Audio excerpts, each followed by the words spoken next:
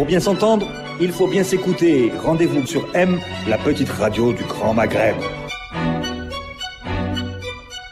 Amis auditeurs de Radio M, bonjour. Voilà, quelques secondes avant, j'avais la bavette, je la descends pour que vous puissiez mieux m'entendre dans le contexte donc du confinement et dans le contexte extrêmement particulier de la lutte contre l'évolution de l'épidémie du Covid-19. Merci d'être avec nous. Le service public de Radio M, évidemment, se poursuit. Vous avez besoin d'informations. Nous avons besoin de parler de notre situation. Nous avons besoin d'éclairage et nous avons décidé aujourd'hui, dans le cadre du Café des experts économiques, de parler des entreprises. Avec cette question-là, est-il déjà trop tard pour sauver les entreprises algériennes? C'est une vraie question. C'était un angle mort de toutes les mesures qui ont été prises jusqu'à maintenant par le gouvernement et par le président Tebboune. Les entreprises en général, les entreprises, le secteur économique et l'angle mort. Il n'y a pas de mesures précises dans le contexte d'aujourd'hui. Il y a eu de nouvelles mesures qui ont été prises ces dernières 24 heures. On va pouvoir les décortiquer avec notre plateau qui a un peu changé aujourd'hui. Ali Harbi, bonjour. Bonjour. L'expert de l'encours avec nous pour la saison 3 du CEE. Et aujourd'hui, nous avons le plaisir d'accueillir Hassan Khalifati. Hassan, bonjour. Bonjour, merci de m'accueillir. Président directeur général de Alliance et à ce titre-là aussi promoteur de l'investissement. On va pouvoir le découvrir. Vous êtes aussi dans l'investissement industriel. On va pouvoir en dire un mot aujourd'hui. Reda Amrani, nous avons préféré pour être responsable, le protéger. On lui a demandé de ne pas venir et il est lui-même autoconfiné parce qu'il ne doit pas s'exposer plus que de nécessaire à ce risque de contagion. Nous essayons de donner les bonnes pratiques, de les proposer. Nous avons les distances et les bavettes. Et dans le cas des bavettes et dans le cas de la protection, il y a cette invention donc de Ali Harbi qui considère qu'il faut les réserver aux personnes les plus exposées, les masques professionnels et les masques industriels. Oui. Et donc, Ali, tu as choisi de fabriquer ton propre masque. C'est pas mon invention. C'est un tuto que j'ai trouvé sur Internet. Donc, beaucoup de gens le pratiquent à travers le monde. C'est des médecins qui le recommandent. Et tout simplement, ils disent laissez les masques professionnels pour les professionnels. Donc, les médecins, le personnel de santé, mais aussi les personnels qui sont en contact très fréquent avec le public. Parce qu'ils sont aussi en situation de risque, ils peuvent aussi contaminer des gens. Donc nous, les gens qui n'avons pas beaucoup d'interactions, qui sont plus souvent au bureau ou à la maison, et qui sortent pour des petites périodes, on peut se contenter d'un masque artisanal fait avec du papier essuie-tout. Et dans la durée de vie est-ce que ça tient jusqu'à la fin de l'émission? J'espère. Ça, on n'a pas encore mais disons que pour des courtes durées, parce qu'il y a quand même une accumulation de charges dessus qui fait que ça ne dure pas longtemps. C'est pas des histoires de 4 heures ou de 8 heures comme les masques professionnels. Mais pour des courtes durées, comme ça, peut-être pour 1 heure de temps, ça suffit largement. Alors, nous étions partis sur un menu ce matin. Il y a eu des décisions. Bien sûr, le gel qui est jamais très loin et qu'on peut utiliser et réutiliser à chaque moment pour se laver les mains. Je le ferai évidemment dès la fin de cette émission pour bien m'assurer que je suis protégé pour la suite et que je protège mon environnement, c'est aussi tout aussi important. Il ne faut pas penser qu'à soi, bien sûr. Donc je disais qu'on était parti sur un menu qui a un peu évolué. Il s'agira toujours du sort des entreprises, en fait du sort de l'économie en Algérie. On n'en a pas suffisamment parlé ces dernières semaines et ces derniers jours. Et depuis hier, il y a une contrainte supplémentaire qui peut impacter le fonctionnement de l'économie. C'est la mise en confinement totale de la wilaya de Blida et la mise en confinement partiel de la wilaya d'Alger avec un couvre-feu à partir de 19h, interdiction de circuler. Incidence sur la chaîne d'approvisionnement, on l'a appris ce matin, les marchandises ne peuvent plus circuler. Ce sont 2 wilayas du centre de l'Algérie et visiblement l'axe est-ouest ne fonctionne plus. L'autoroute est bloquée. Hassan Khalifati, c'est l'information que vous nous avez confirmée ce matin. Oui, enfin, on a eu une information que l'autoroute ne fonctionne pas sur plusieurs axes. Et que je ne sais pas si c'est temporaire le temps de mettre en place le dispositif, étant donné que le communiqué du Conseil de la Sécurité, le Haut Conseil de la Sécurité est venu en soirée, donc peut-être ça prend du temps pour mettre en place. Même nous avons eu des employés qui habitent la région de Blida pour voir est-ce qu'ils peuvent se déplacer, est-ce qu'ils peuvent sortir. Ils ont contacté les services de sécurité. Ils n'ont pas encore beaucoup d'informations. Ils nous ont dit qu'il faut attendre 11 heures pour savoir est-ce qu'ils sortent ou ils restent sur place. Aussi, on a d'autres incidences. Nous avons Nous avons une usine industrielle agroalimentaire qui était alimentée par des fournisseurs de Blida. Aujourd'hui, on va la mettre en arrêt parce que 3 ou 4 grands fournisseurs, où la totalité des fournisseurs venaient de cette région locale. Maintenant, on ne sait pas s'ils vont autoriser les usines à rester en fonction ou ça sera que les particuliers qui seront confinés.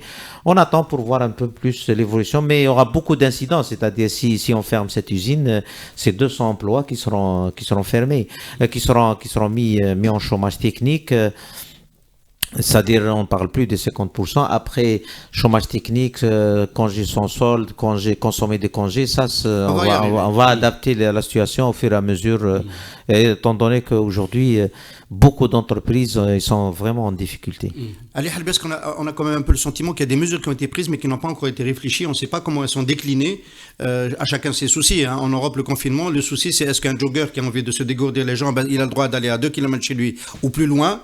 Chez nous, en amont, c'est beaucoup plus sérieux. C'est est-ce que dans une wilaya confinée comme la wilaya de Blida, est-ce que les usines qui sont souvent des providers, des fournisseurs qui fournissent un aval, d'ailleurs souvent dans l'agroalimentaire, est-ce que ces usines continuent de fonctionner et sous quelles conditions? Oui, on a dit depuis quelques jours un confinement, ou bien des mesures de sécurisation sur le plan sanitaire, je veux dire un véritable, ce qu'on appellerait un état d'urgence sanitaire, ça se prépare, hein, ça se décrète pas comme ça, il y a un minimum de préparation.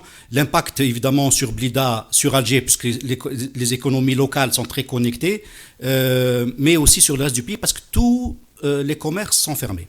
Donc, si tous les commerces sont fermés, c'est toute la chaîne de production agroalimentaire, c'est tout ce qui est matériel de consommation, fourniture, je pense aux quincailleries, je pense à différents magasins. Donc, quand on ferme tous les commerces, les cafés, rien que les cafés, l'impact il est monumental en amont, sur les boulangers, les distributeurs. C'est des dizaines de milliers de transporteurs qui sont dans la précarité totale, qui vivent au jour le jour, qui sont arrêtés du jour au lendemain. On parle des taxieurs. Donc il y a quand même un impact immédiat de taille nationale. De taille nationale. C'est vrai que c'est très focalisé sur Blida, et je voudrais dire ici toute la solidarité qu'on peut avoir, qu'on voudrait exprimer avec les habitants de la wilaya de Blida dans une épreuve très difficile. Mais c'est comme ça. La situation, elle est grave. Elle s'impose.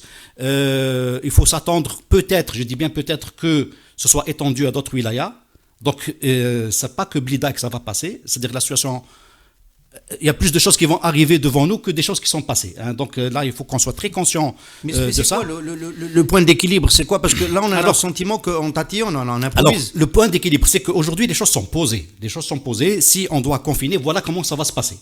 Maintenant, on ne le sait pas. On le sait pas comment ça va se passer. Ça veut dire qu'on va plus circuler. Ça veut dire qu'il y a un risque sur les supply chains, les chaînes d'approvisionnement. Ça veut dire que la circulation elle est bloquée, les commerces sont fermés et indirectement, par impact, les entreprises ferment. Ah, parce que Ali Harbi, tu es en train de décrire un scénario de collapse de l'économie, en fait. Alors, justement, j'arrive à ça pour dire que soit on prend que ces mesures-là et on va au collapse, à l'effondrement économique, soit on prend des mesures d'accompagnement. Et parmi les mesures d'accompagnement, la première mesure d'accompagnement, on en avait parlé dans certains postes, dans les plans de continuité d'activité individuels ou collectifs, c'est-à-dire parrainés par l'État, il faut sécuriser les personnels des entreprises qui continuent à travailler.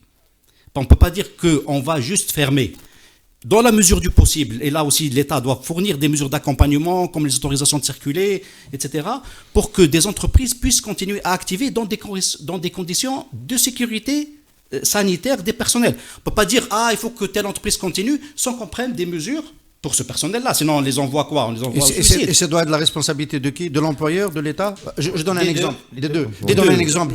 Nous sommes partenaires avec Général Emballage qui sponsorise un de nos contenus à Radio M. J'ai discuté avec un des responsables de cette entreprise qui est en amont, puisqu'elle fournit l'emballage, notamment à l'agroalimentaire. 90% de ses clients, c'est de l'agroalimentaire. Donc, ils ont acheté des caméras thermiques à l'entrée de l'usine. Ils ont évidemment vidé, se sont séparés de tous les effectifs dont ils n'ont pas besoin, télétravail, etc., pour se concentrer juste sur la chaîne de production.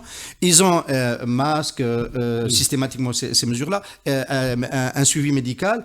Et il reste la question du confinement après le travail, l'aller-retour à la famille. Ça, c'est un maillon faible de la chaîne. Est-ce que c'est une solution? Mais tout est pris en charge par l'entreprise. Oui, L'État n'intervient pas. On a fait la même chose. Aujourd'hui, nous avons libéré 55% de notre personnel Alliance, le personnel direct. Nous avons autorisé les agences à adapter s'adapter à la situation. Nous avons mis 20% en télétravail, mais il reste quand même le strict nécessaire, les managers qui doivent suivre l'activité. Nous avons réaménagé le temps de travail, on a réduit les horaires de travail de 6 heures. Bien sûr, en mettant aussi les caméras thermiques, en mettant le gel, les masques, tout ce qu'on a pu faire, la médecine de travail aussi et on a interdit aussi les visites externes dans nos directions centrales et régionales. Donc on a pris des mesures, ça fait plus de 10 jours, 15 jours qu'on a commencé déjà à mettre le plan de sécurité et de sanitaire. Mais l'État n'intervient pas, nous avons pris tout en charge nous-mêmes, nous avons anticipé. Bien sûr, l'État, oui. Question un peu provocante, l'État n'intervient pas, est-ce que l'assurance intervient? Est-ce qu'il y a une prise en charge de la perte d'exploitation? Non. Écoutez, ça c'est un débat même qui est au niveau mondial aujourd'hui, parce que ce qu'on appelle la perte d'exploitation sans dommage, parce que la perte d'exploitation, la classique, c'est que après, il faut qu'il y ait un dommage pour que après de bris de machine ou après incendie.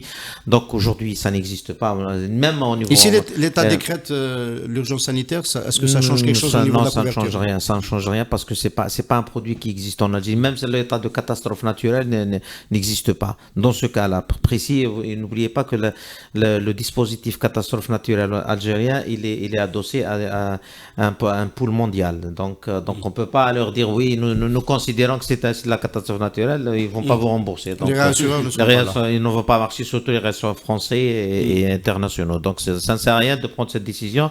Elle va Donc les entreprises sont seules face à cette situation. Oui, pour le moment. Non, les entreprises, les petits artisans, les cafetiers, les petits transporteurs, ils sont seuls. Là, ils sont seuls. Bon, maintenant, il y a d'autres mesures d'accompagnement qui peuvent être prises. Le report des échéances sociales, c'est-à-dire CNAS, CASNOS et tout ça. Les reports des échéances, peut-être, si c'est possible, quelques reports de ces échéances fiscales. Les banques aussi. Les banques, elles se mettent. Aujourd'hui, les banques, elles vont être sur la première ligne parce que il y aura beaucoup d'entreprises qui ne pourront pas honorer leur échéance bancaire, même si elles sont sérieuses, même si elles n'ont pas fait de détournement. Hein. On a presque envie de dire que le scénario que décrit Hassan, c'est un scénario quasiment de luxe, parce que ça veut dire que les entreprises sont encore là, qu'elles traitent encore avec leurs fournisseurs, leurs clients, leurs banques, leur environnement, alors que le scénario qu'on redoute après ces mesures-là, qui ne sont pas visiblement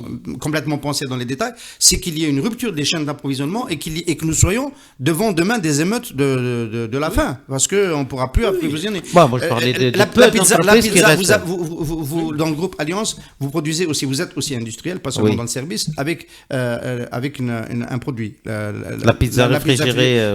La pizza Frischka ici, on n'est pas la chaque fois. On donne les marques, d'autant que vous avez fait l'effort de venir jusqu'au studio pour parler de la situation.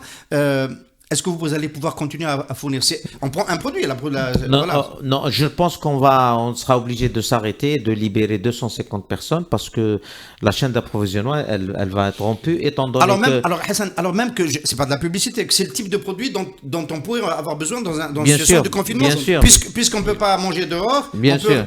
D'avoir de la pizza prête et qu'on peut consommer sur un délai de un mois. C'est parce que vous choisissez de vous arrêter, c'est parce que vos fournisseurs n'arriveront plus à vous fournir. Non, ça y est, nos fournisseurs, quand ils ont commencé à nous dire ne venez plus chercher, on n'a pas. Les fournisseurs de farine se trouvent à Blida, le fournisseur de la tomate en purée se trouve à Blida, le fournisseur de fromage se trouve à Blida, le fournisseur de gaz industriel, il nous a dit je priorise les hôpitaux.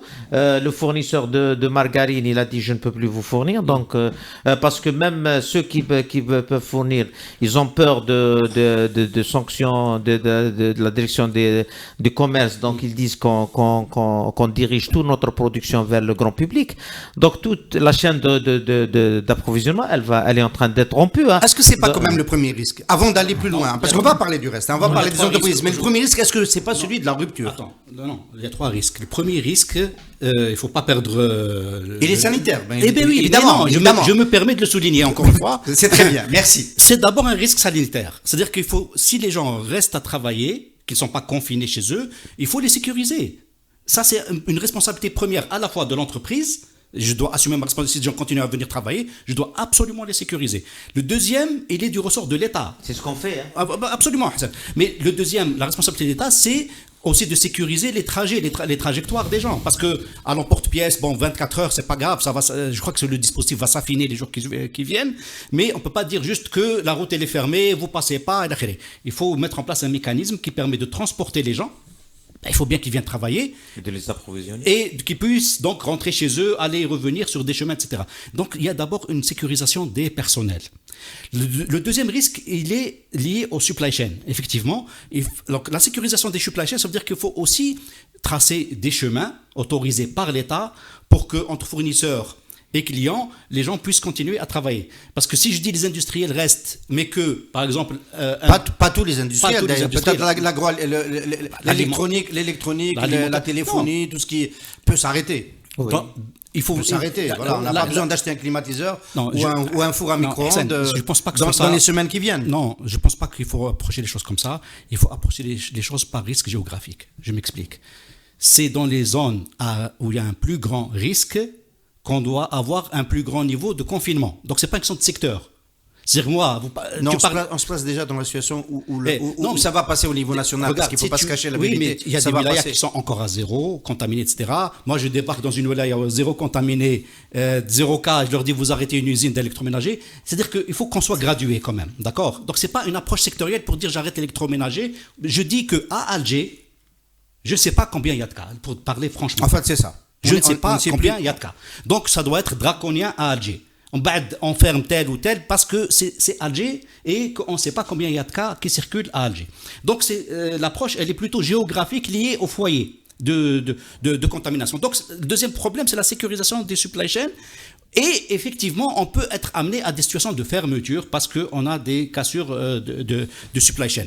Le troisième problème, et le troisième risque qu'on ne doit pas perdre de vue, c'est le risque de liquidité.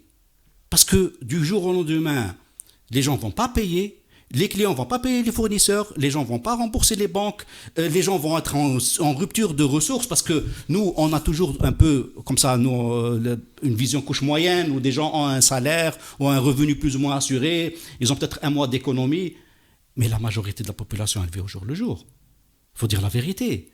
C'est des dizaines de milliers d'artisans, de journaliers, ils vivent au jour le jour. Comment voulez-vous qu'on lui dise « un mois » reste à la maison parce que ça va être un mois, pas 15 jours. Donc il y a le problème de la crise de liquidité. Et là, il n'y a pas de solution si l'État, par les canaux bancaires et autres canaux de sécurité sociale et tout ça, n'injecte pas d'argent.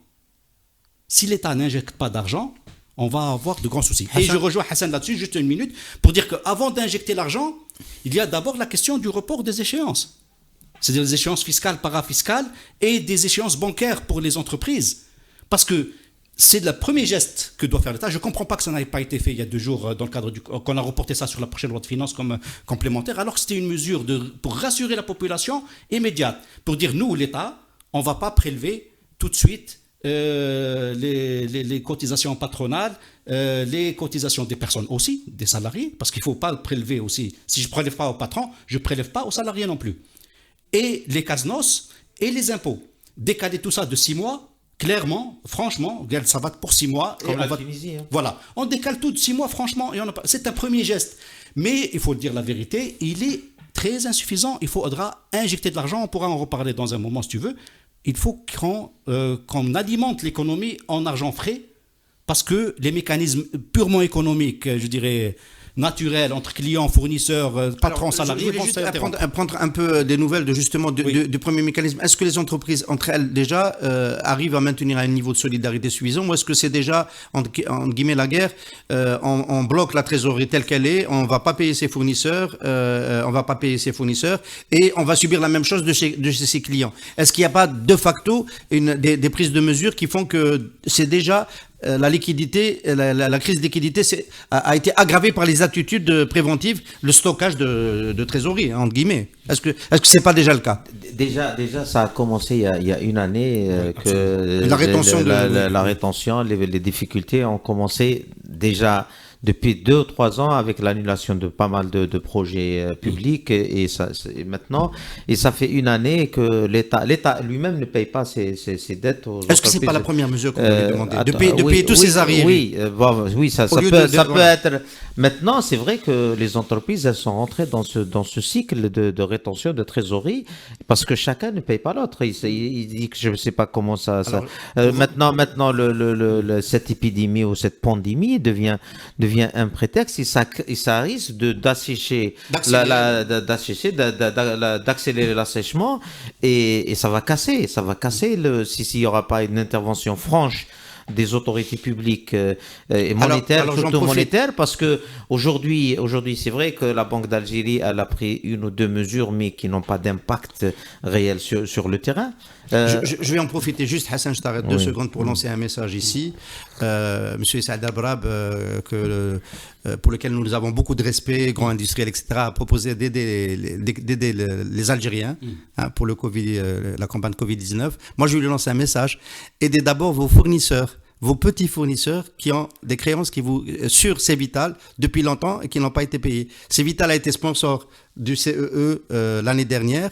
On a 2 mois qui n'ont pas été payés de ce sponsoring-là. Le sponsoring n'a pas été renouvelé. Nous sommes une petite entreprise. Merci d'abord d'aider les petits fournisseurs pour qu'on puisse faire travailler nos journalistes et continuer des émissions comme ça. Et ensuite d'aider les Algériens. Évidemment, il n'y a aucun doute sur la générosité de M. Rabara pour aider les Algériens. La parenthèse est fermée. Voilà. C'était pour parler des flux et des rétentions. Voilà. Oui, bien sûr. Maintenant, comme je vous ai dit... Après, la solidarité des entreprises, elle peut être individuelle ou collective pour aider les Algériens dans cette phase difficile, parce qu'aujourd'hui, comme le disait Seali, il faut penser aux milliers de journaliers qui vont perdre et qui n'auront plus de ressources. Peut-être ceux des entreprises qui vont mettre en congé ou ceux des administrations qui vont être mis en congé payé, ou je ne sais pas, chacun comment il s'est organisé, ils peuvent continuer à recevoir quelque chose. Mais les transporteurs qui vivaient au jour le jour, ou les artisans, ceux-là, ou les travailleurs chez les artisans, ceux-là risquent d'avoir des gros soucis. Et aujourd'hui, les premières mesures ne sont pas encore là. On a entendu hier excuse-moi, Al-Qadi, que l'État va assurer, par exemple, pour la wilaya de Blida, assurer l'alimentation en denrées alimentaires. Je ne sais pas comment ils vont s'organiser, parce que pour toute une wilaya, qu'est-ce qu'ils ont prévu de se distribuer à la population? La denrée alimentaire, il faudrait déjà continuer à la produire pour pouvoir la distribuer. Le risque, il est toujours là. Alors, messieurs, nous avons la chance, et le hasard fait que vous fassiez partie tous les deux du cercle d'action et de réflexion autour de l'entreprise CARE qui a produit un document, un plaidoyer pour la sauvegarde de l'entreprise algérienne, qui a été conçu et élaboré avant l'arrivée en Algérie du Covid-19, donc sur la base des baisses des revenus pétroliers de l'Algérie, de la crise dans laquelle nous nous sommes enfoncés en 2019 à cause de la réponse politique au Hirak qui a, d'une certaine façon, bloqué tout le système, puisque les chefs d'entreprise ont été extrêmement précarisés, les décideurs, l'environnement économique également, les comités de crédit, Hassan Khalifat, il l'a répété plusieurs fois sur ce plateau, ont cessé de se réunir, et toutes les décisions qui permettent à l'investissement et à l'activité, et continuent de ne pas se réunir pour des raisons sanitaires maintenant. Les mesures sont des mesures qui étaient déjà suffisamment au niveau de l'urgence. Aujourd'hui, on est bien au-delà. Il y a, par exemple, la première des mesures, c'est celle qui a été proposée, c'est de reporter le prélèvement fiscal. Or, on a entendu le gouvernement proposer l'inverse. Quels sont les canaux par lesquels passe la communication entre le monde d'entreprise aujourd'hui et les décideurs et le gouvernement? Je ne sais pas, parce qu'aujourd'hui, il n'y a pas de canaux officiel. Il y avait la tripartite, feu tripartite, qui n'existe plus aujourd'hui. Aujourd'hui, je pense les ministres sont confinés dans la préparation ou l'exécution de leur feuille de route, mais aujourd'hui, on est tombé sur plusieurs, la sécheresse, le Covid-19, la chute du prix du pétrole qui a tout chamboulé. Mais aujourd'hui,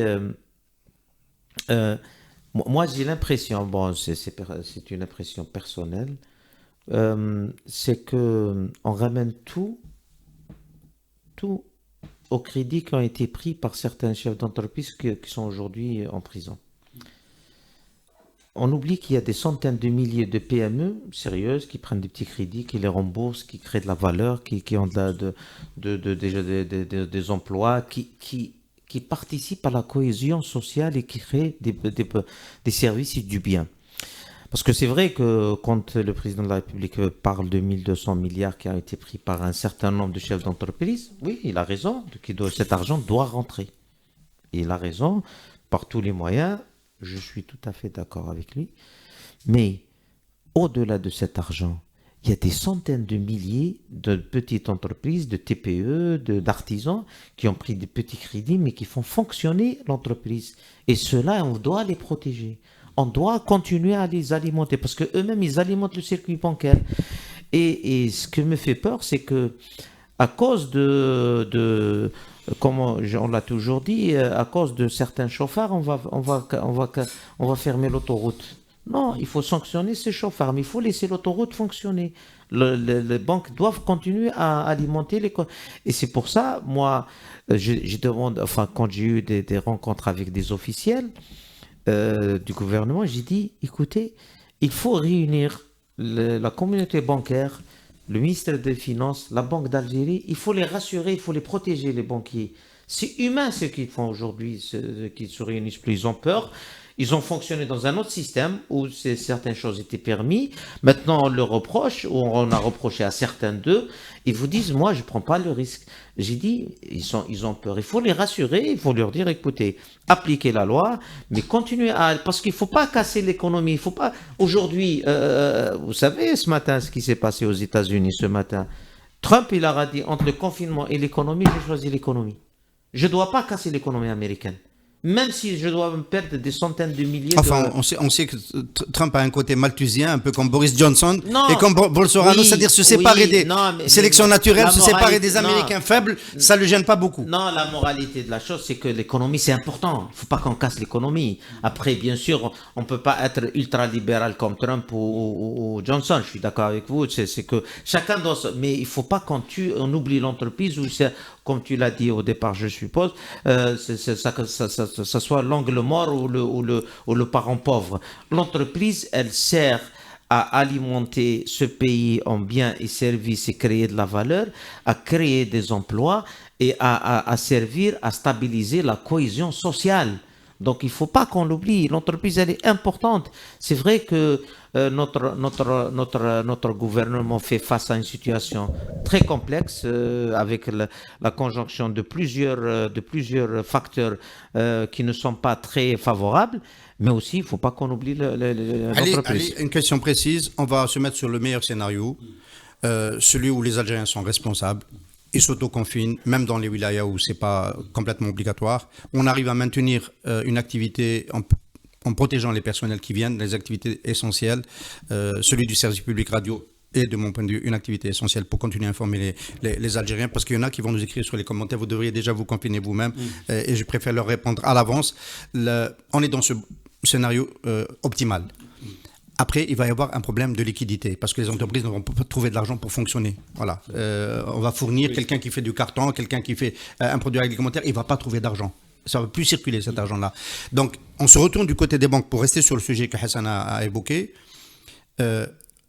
Rééchelonnement des crédits par les banques. C'est une des mesures que propose CARE.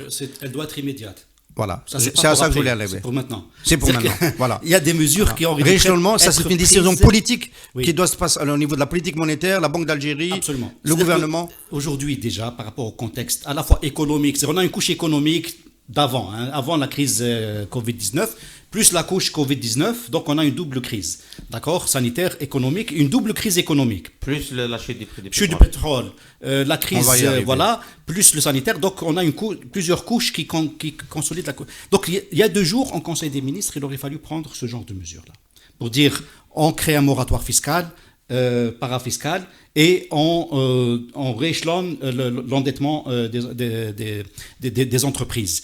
Il est clair, comme disait Hassan, que nonobstant les cas en justice, c'est-à-dire les cas où il y a des cas flagrants de la Isaba et tout ça, de prédation. Ça, c'est des cas qui sont cernés. De toute façon, ils sont en justice. D'accord? Même si qui ne sont pas encore en justice, ça va venir, mais ils sont dans le pipe de la justice, disons. Mais pour la grande masse des gens, il faut qu'il y ait des mesures, comment dire, de easing en anglais. C'est-à-dire, il faut faciliter, il faut mettre de l'huile dans la machine. Mais je répète, ça ne suffira pas. Il faut injecter de l'argent frais. Il faudra injecter de l'argent frais. Or, en même temps, encore une couche, Conseil des ministres passé, quand on dit on arrête les projets, moi je comprends. À très très court terme, oui, je dis j'arrête les projets publics, mais ça ne tient pas la route sur le moyen terme. Il faudra repartir sur les projets. Alors, je te relance sur ça. Oui. Injecter de l'argent, on suit les débats des banques centrales au niveau international, au niveau mondial. Il y a une formule qui, depuis 2009-2010, circule, c'est l'hélicoptère Bernanke, c'était le président de la Fed à l'époque. Bernanke, hélicoptère Bernanke, parce qu'il était presque dans la... Ça, c'est un colibri, pour dire, il était tellement permissif qu'il était prêt peut-être à prendre un hélicoptère et à jeter de l'argent sur la voie publique pour que ça touche directement le consommateur, pour que ça soit dans l'économie réelle. Parce qu'en fait, ce qui s'est passé, c'est qu'on a consolidé les banques et que les banques n'ont pas remis nécessairement dans le circuit réel. Et donc, alors, Ali Harbi, quand tu dis il va falloir remettre de la liquidité, vers qui on oriente cette liquidité? Au cas initial dont on a parlé. L'informel algérien, il ne va pas en bénéficier. Il va en bénéficier parce que l'informel algérien, je suis désolé, il crée de la valeur, il est sur des chaînes de valeur précises, même elles sont informelles, mais ce sont des chaînes de valeur réelles. Et donc, à partir du moment où il y a production de biens, commerce, échange, prestation de service, même si elle est informelle, mais c'est une prestation de service réelle, c'est une fourniture réelle et tout ça. Donc c'est de l'économie réelle, il encaisse de l'argent. Il est payé et il paye. Et donc il va bénéficier d'une manne financière si elle est mise en place. Non, je crois que la priorité, revenons à la case départ 2018, où donc bien avant le Hirak, c'est pas le Hirak qui est responsable de ça, bien avant le Hirak, l'ancien gouvernement, l'ancien régime a continué sur la lancée des marchés publics et de la dépense publique sans tenir compte de sa situation économique réelle. Aujourd'hui, il y a des dizaines de milliers de PME qui sont sur le carreau. C'est soit ils ont accédé directement au marché public, soit ils étaient sous-traitants d'entreprises plus grandes. Ces gens-là sont sur le carreau, ils n'ont pas été payés. Commençons par les payer. Il faut imprimer de l'argent pour les payer. Donc tout ce qui est dinar aujourd'hui, il n'y a pas photo comme on dit, on va imprimer de l'argent pour réguler ça. Alors, le Café des Experts vient de restaurer le financement non conventionnel aujourd'hui, on n'a pas le choix. 24 mars. C'est contraire à l'orthodoxie financière, mais on est en situation exceptionnelle. Mais on est obligé de le faire maintenant. Aujourd'hui, on n'y peut rien. On en dit en arabe, c'est-à-dire après, parce que même sur les 50 milliards de dollars qui ont déjà été imprimés, il y a à boire et à manger. Est-ce que c'est pas une manière cet argent, est-ce que c'est pas une manière, Hassan Khelifati, de reprendre une formule que de chefs d'entreprise algériens aiment bien rappeler, quelques-uns au téléphone? Le président français a dit quoi qu'il en coûte. Nous sommes là pour soutenir les entreprises, quoi qu'il en coûte. Chez nous, c'est l'impression de papier. Oui, même en Europe, même Macron, quand il met 300 milliards je pense que l'économie française ne peut pas se permettre, on parlait de que 5 milliards d'euros de retraite qu'ils n'arrivaient pas à trouver, mais là, il met 300 milliards, 45 milliards, il met des mesures, c'est normal. Maintenant, quand je vous ai dit, il ne faut pas qu'on laisse notre économie s'effondrer, parce que ça sera difficile. Bon, Est-ce que c'est pas trop tard? Parce que, en fait, Hassan Khelifati, les autres partent d'un cycle de croissance, même si elle était croissance un peu molle. En Europe, c'était 2% prévisionnel pour 2019, mais il y avait un système qui était sur les pieds. Chez nous, on n'est pas encore rentré dans la récession, mais avec les déficits, 7e année consécutive, 2020, de déficit budgétaire, on est sur un mauvais itinéraire. Est-ce que c'est pas déjà trop tard chez nous?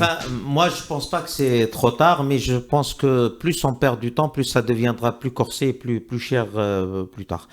Parce que, quelle que soit la situation, l'Algérie, elle aura toujours des revenus, même minimes, de la rente.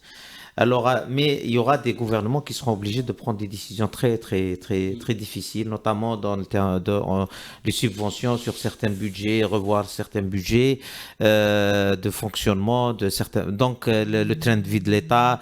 Donc là, on aura des décisions. Mais je pense que le gouvernement, il sera obligé c'est pas trop tard, mais enfin, peut-être c'est trop tard, mais je pense qu'on a encore une petite marge pour pouvoir reprendre Est-ce que là, alors, tu m'offres une transition, parce que la dernière séquence de ce Café des experts éco, c'est justement les dernières mesures du gouvernement. Il va falloir prendre des décisions difficiles. Est-ce qu'il les a pas prises dimanche dernier dans le Conseil des ministres, en décidant de faire baisser les importations de 41 milliards de dollars à 31 milliards de dollars, 25% de moins, de baisser de 30% le budget de fonctionnement? On ne sait pas comment il va opérer, on n'a pas le détail. C'est un peu comme le confinement. On apprend le lendemain que l'autoroute est coupée. Voilà, couper les investissements d'exploitation, de développement de Sonatrach, couper les projets exploitation. Exploitation, ça veut dire qu'il y a des gisements qui ne vont pas être développés. Ça peut. On parle du service, c'est-à-dire la commande du service. Non, il y a la facture service et il y a le budget exploitation de Sonatrach qui est aussi divisé par deux. Ce sont deux mesures distinctes. Demande à Sonatrach, il ne peut pas le décider. Demande. Oui. Mais bon. Alors, est-ce que la question, est-ce que ces mesures paraissent réalistes? Est-ce que le gouvernement peut les mettre en place? C'est des mesures drastiques, c'est des mesures importantes, mais ça sera difficile. Enfin, je ne sais pas s'ils peuvent, surtout pour l'importation.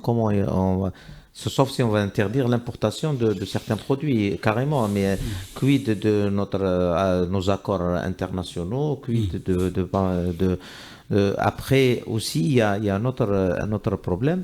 Il y a les sujets qui fâchent, il y a aussi la subvention, la dépense sociale, qui n'est la pas... défense, c'est un sujet qui fâche. La défense, j'en profite. Il n'y a pas un mot sur les 10 milliards de dollars. Oui, j'aime bien la langue qui fourche, ça me permet de poser une question. Quand on parle de faire des efforts, les 10 milliards de dollars, là, vous êtes d'accord, messieurs, la notion de sécurité nationale a changé du tout au tout. On pensait que c'était Haftar et le Mali. Peut-être le Hirak, ça s'était pas dit, mais Mohamed Gaïd Salah le disait quand même. La notion de sécurité nationale, elle a changé. Elle a changé. Aujourd'hui, ce sont les pays qui ont les meilleurs systèmes de santé qui sont les plus en mesure de faire face par les tests, par les lits d'hôpital, etc., les lits d'hôpitaux en réanimation, etc. Est-ce que ces pays sont en train de s'effondrer? L'Italie, l'Espagne, ils ont des bons systèmes sanitaires et ils sont en train de s'effondrer. Donc vous maintenez que dans les efforts d'austérité, il y a la réduction des investissements, parce qu'on a supprimé beaucoup de produits, de projets d'investissement, équipements, il y a quasiment on a décidé de tout reporter, 30% de moins dans le budget de fonctionnement, 25% de moins dans les importations, mais les budgets qui sont trop lourds, vous considérez qu'on ne doit pas les toucher? La question du budget de l'armée, c'est vrai que ça revient dans la presse et tout ça, c'est un sujet sur lequel nous, en tant que société civile, nous ne sommes pas outillés pour discuter. Parce qu'on a très peu d'informations et on ne sait pas réellement sur quelles sont les projections stratégiques de l'ANP. Ce n'est pas un sujet de débat public. Il serait souhaitable que ça devienne un sujet de débat public. On a un ratio quand même. On a un ratio, c'est 8% du PIB.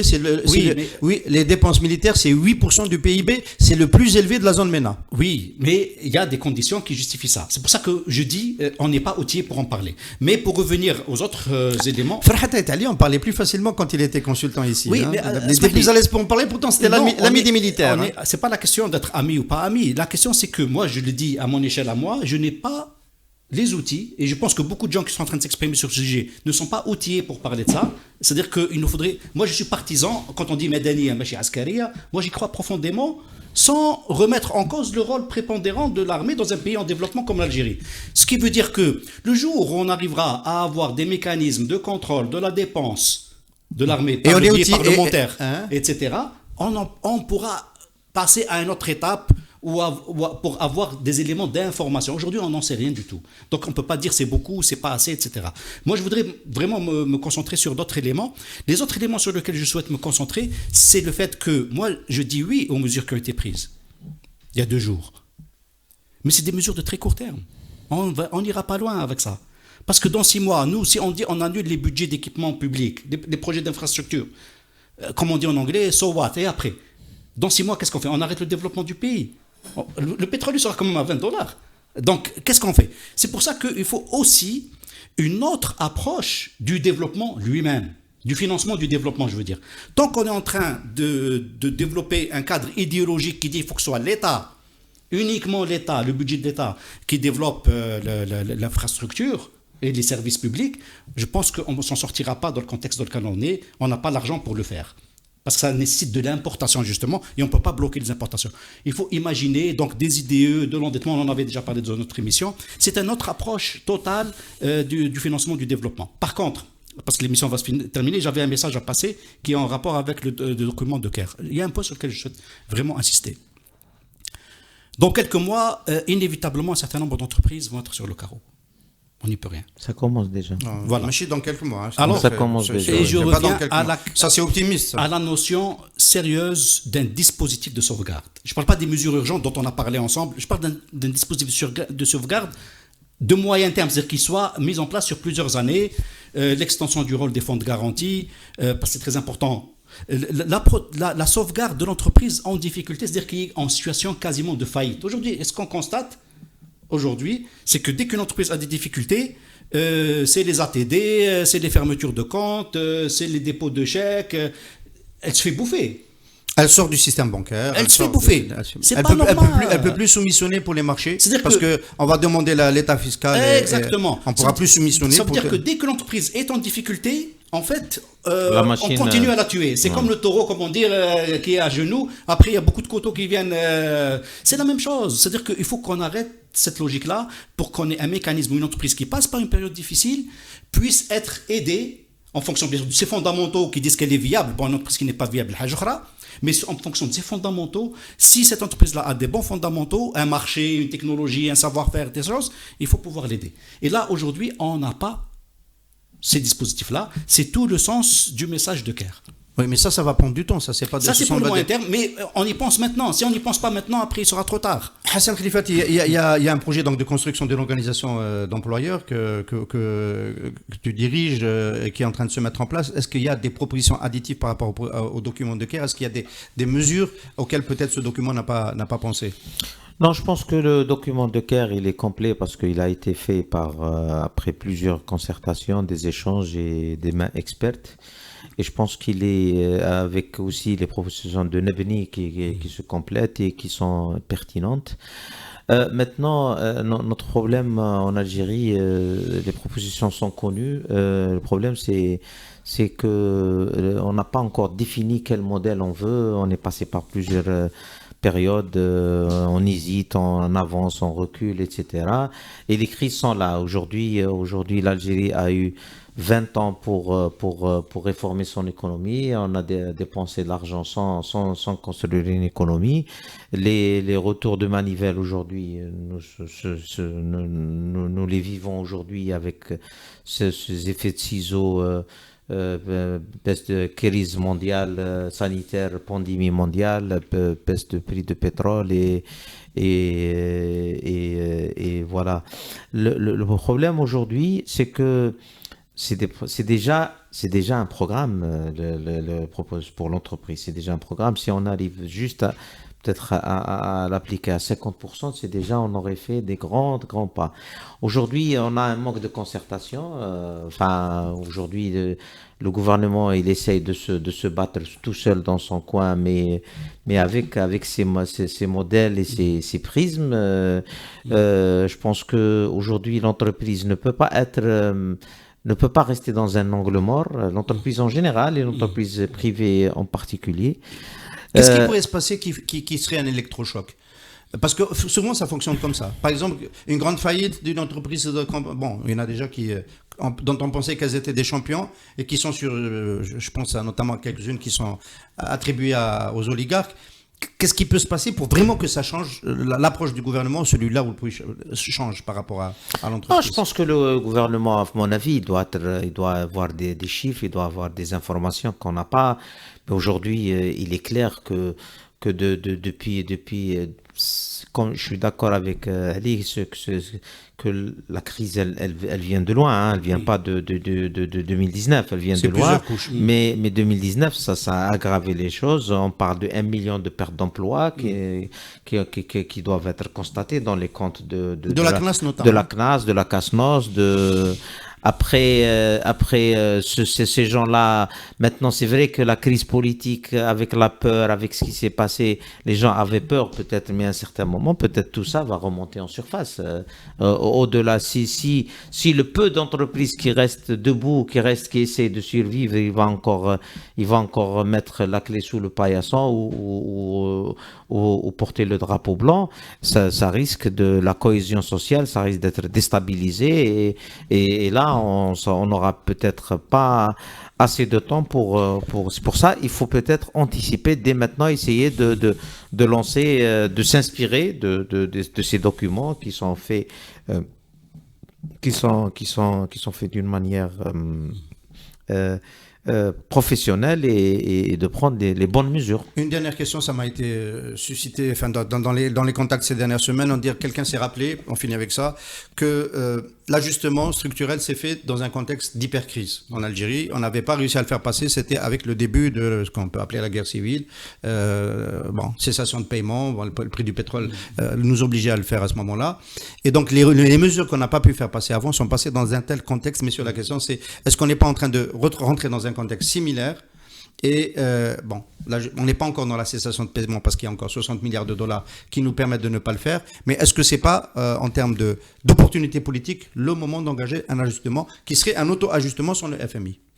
Oui, ça ne s'appelle pas dans ce cas-là un ajustement, ça s'appelle des réformes structurelles, justement. Oui. Réformes structurelles, parce que c'est nous qui les faisons. Oui. D'accord? C'est ce que Nebni dit depuis 2011.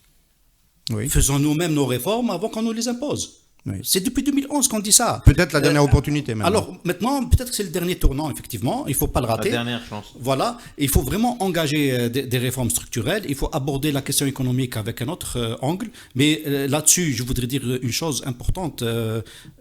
Il faut que les pouvoirs publics se rappellent. C'est très important. Par rapport au privé. Par rapport au secteur privé. Le secteur privé, ce n'est pas Haddad ou X ou Y. Le secteur privé, c'est 1 million d'entreprises, un peu plus d'1 million d'entreprises aujourd'hui, qui ont une taille moyenne de 3 salariés, qui n'auront pas d'argent à la fin de ce mois, ou qui n'en ont pas déjà, parce que déjà, il y avait déjà une crise avant. C'est ça le secteur privé. Donc quand on dit secteur privé, il ne faut pas diaboliser. C'est le peuple algérien, d'accord? C'est le premier employeur du pays. La bulle immobilière qui est en train d'exploser. Et derrière la bulle immobilière qui explose, c'est des milliers d'artisans, de petites entreprises, c'est des menuisiers, c'est des maçons, c'est des carreleurs, et la khéré. Donc, je pense qu'il faut qu'on regarde les choses de ce point de vue-là, et c'est ces gens-là qu'il faut aider aujourd'hui. Le deuxième élément, il faut quand même une note d'optimisme. Si on est très sérieux, d'abord, sur le plan sanitaire, si on est très sérieux, on va s'en sortir. Je pense qu'il faut vraiment qu'on regarde la chose avec optimisme. C'est pas Ebola, etc. Il faut maîtriser le taux de mortalité, évidemment. Ça, je crois qu'on a assez de médecins et un corps médical assez sérieux là-dessus. Mais après, derrière, il faut être extrêmement sérieux sur le sujet. Le confinement, le respect des règles, ça c'est très important. Le deuxième note d'optimisme, elle est économique. Moi, je dis toujours aux gens, pourquoi l'avenir est devant nous? Parce qu'on n'a pas le quart du tissu économique qu'on doit construire. C'est-à-dire que tout reste à faire en réalité. En Algérie, tout reste à faire. Et donc, aujourd'hui, quand on a un PIB à 50-60% en bon an, mal an, comme on dit, qui est pétrolier, ça veut dire qu'il y a encore de la marge à développer le PIB pour réduire la dépendance au pétrole. Donc, ce sont des entreprises à créer, des entreprises à faire grandir et tout ça. Donc, comme on dit en arabe, c'est-à-dire qu'il faut vraiment qu'on soit optimiste sur cette notion économique, c'est des entreprises à créer. Mais Hassan Khelifati peut être optimiste le jour où il est obligé de fermer peut-être l'activité de Frischka cette semaine. C'est le paradoxe. Oui, mais bon, c'est le prix à payer. Vous savez, ce matin, je lisais quelque chose sur l'Italie. Le Premier ministre italien, il a dit... Monsieur Conte, il a dit, il a pris des décisions pour les entreprises, pour les foyers, ne payer plus d'électricité, plus d'impôts, plus...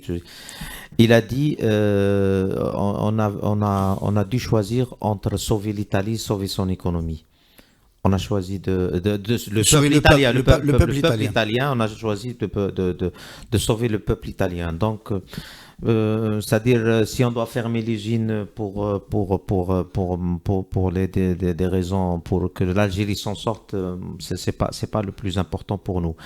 Moi, ce que je veux dire, et je suis tout à fait d'accord avec Monsieur Harbi, c'est qu'il faut être optimiste, mais il faut prendre les bonnes décisions. Il faut libéraliser l'économie, il faut débureaucratiser l'économie, il faut réhabiliter le rôle de l'entreprise. Et si c'est le dernier mot, moi je voudrais revenir sur une chose. sur deux points importants. D'abord, c'est pour rendre hommage, comme je l'ai dit en arabe, c'est pour les moudjahidines de cette époque, c'est-à-dire le personnel de la santé, le personnel de l'hygiène, les personnels de la protection civile, les services de sécurité qui sont sur le terrain, notamment dans les zones à risque, et qui luttent contre cette pandémie mondiale et avec peu de moyens. Nous avons participé à aider certains secteurs, notamment le syndicat des praticiens, avec des moyens. On nous a mis à disposition. Nous essayons de les aider pour des dispositions. Nous avons fait un appel aussi aux chefs d'entreprise pour se mobiliser, pour mobiliser leurs ressources, pour aider l'Algérie, bien qu'ils attendaient que eux qu'ils soient aidés. Mais on a dit, aidons d'abord l'Algérie, faisons des gestes avec le peu, parce que je dis que nos gestes matériels ne valent rien devant les gestes des personnels de santé qui le fait au détriment de sa santé, et des risques qui sont beaucoup plus grands que nous, à la limite, ça sera une aide matérielle ou financière. Au grand max, bien sûr, on aide dans nos entreprises, nos employés, notre entourage pour qu'ils restent debout. Donc, je relance l'appel à tous les chefs d'entreprise. Aidez vos proches localement, même si ce n'est pas national, vos communes, vos associations, vos hôpitaux, vos cliniques. Tout le monde doit aider du mieux que pour.